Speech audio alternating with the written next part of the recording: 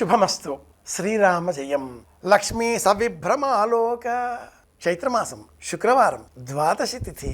సమస్తమైన భోజనాలకు ప్రత్యేకమైనటువంటి తిథి ద్వాదశి తిథి.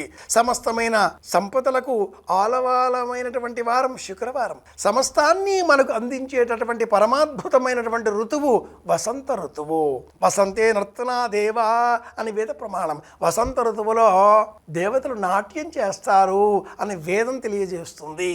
అలాంటి దేవతలకు ఆనందం కలిగించేటటువంటి పగటి కాలమైన ఉత్తరాయణంలో వచ్చే వసంత ఋతువులో వసంత శోభలలో శుక్రవారం నాడు మహాలక్ష్మీదేవిని ఉపాసించి మామిడి పండ్ల రసంతో అమ్మవారికి అభిషేక సేవ నిర్వహిస్తే ఆ ఇంటిలో అష్టైశ్వర్యాలు కలకాలం తిష్ట వేసుకుని కూర్చుంటాయి అని ప్రమాణం. అలాగే పసుపు రంగు వస్త్రాన్ని ఇంటిలో ఉండేటటువంటి సువాసిని స్త్రీలు ఇల్లాలికి, అప్పగారికి, అమ్మగారికి, అలాగే చెల్లెండ్రకు, ఎవరికైనా కూడా సువాసిని స్త్రీలకు పసుపు రంగులో ఉండే చీర, ఆకుపచ్చ అంచు, ఎరుపు అంచుతో ఉండే పచ్చని పసుపు రంగులో ఉండేటటువంటి చీరను బహుమానంగా అందించాలి.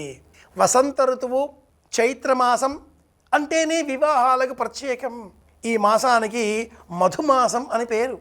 అందులోనూ అమ్మవారి అనుగ్రహం సంపూర్ణంగా మనకు లభించాలి. ఈ వసంత ఋతువులోనే మామిడి పండ్లు విరివిగా లభిస్తాయి. పండ్లలో రారాజు ఆమ్రఫలం మామిడి పండు. 500కు పైగా రకాలు ఉండేటటువంటి ఈ మామిడి పండు పుట్టిన ఊరు భారతదేశం, పుట్టిన క్షేత్రం కర్ణాటక, పుట్టిన ఆ ప్రాంతం బీదర్ అని చరిత్ర తెలియజేస్తుంది. సమశీతోష్ణ మండలాలలో చక్కటి వెచ్చనైనటువంటి భూములలో మంచినీటి వసతి కలిగిన చోట మాత్రమే ఏపుగా ఎదిగి పెరిగేటటువంటి ఈ మామిడి మొక్క ఫలంగా మారే సమయంలో మామిడి ఆకు ఇంటికి లక్షణం, శుభకరం. ఏ ఇంట్లో మామిడి మొక్క పెంచుతారో ఆ ఇంట్లో వివాహాలు జరుగుతాయి. ఎవరైతే మామిడి మొక్క దానం ఇస్తారో అలాంటి వారి ఇంట బారసాల, తొట్లే ఊచేటటువంటి భాగ్యం ఆ ఇంట్లో వారికి లభిస్తుంది. ఇంట్లో శుభం, మామిడాకులు కడతాం. ఇంటికి శుభం కావాలి, మామిడి పండ్లు దానం ఇస్తాం. ప్రత్యేకంగా పన్నా అన్న పేరిట మామిడికాయను ఉడకబెట్టి పల్ప్, ఆ రసాన్ని స్వీకరించి అందులో కాసింత పంచదారను మేళవించి చల్లబరిచిన అనంతరం శీతల పానీయంగా స్వీకరించినట్లయితే ఈ ఎండాకాలంలో అతి దాహతి అనేటటువంటి రోగం నివారింపబడుతుంది.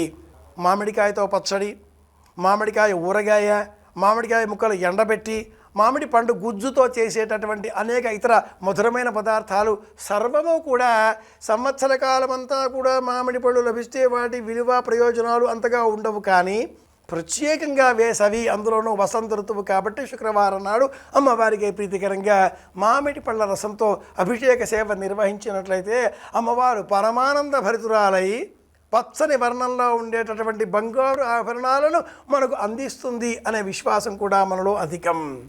ఏది మనకు యోగదాయకమో, ఏది మనకు ఆరోగ్యకరమో, ఏది మనకు సంతోషకరమో అవన్నీ పసుపు రంగులో ఉంటాయి.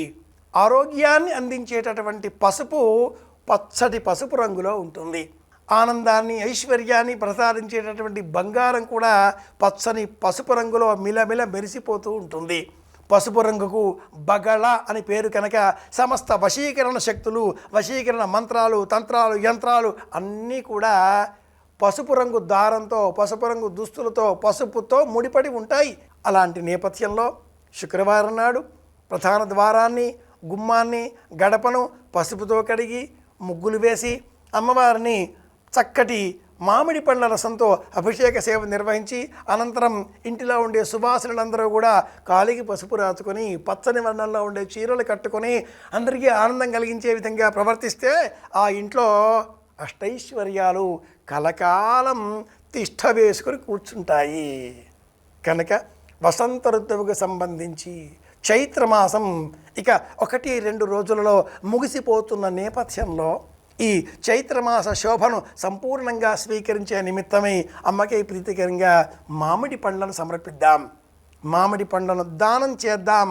అమ్మ అనుగ్రహంతో ఐశ్వర్యం పొందుదాం. మరింత ఆనందంగా మళ్ళీ రేపు కలుసుకుందాం. శుభమస్తు.